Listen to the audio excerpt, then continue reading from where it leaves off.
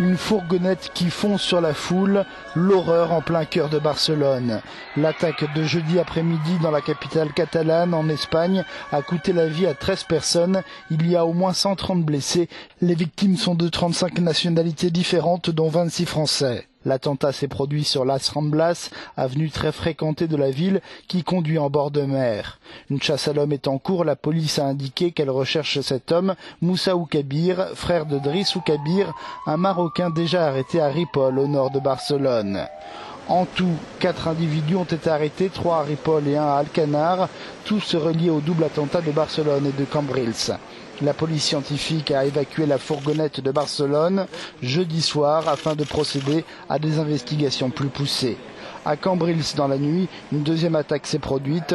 Une Audi A3 a foncé sur la promenade de bord de mer, renversant des passants et percutant une voiture de la police catalane. Une fusillade a suivi. Une personne est décédée, portant le bilan total de ce double attentat à 14 morts. 7 personnes ont été blessées, 5 terroristes présumés ont été abattus.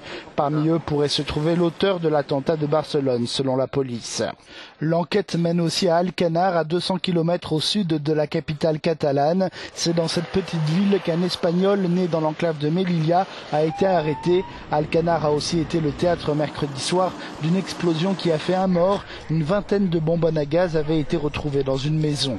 Pour la police, des individus mettaient au point un engin explosif qui aurait pu servir à une attaque de plus grande envergure encore que celle de Barcelone et de Cambrils. Plusieurs attentats à l'explosif étaient peut-être planifiés. La cellule terroriste serait la même et compterait 8 à 12 individus.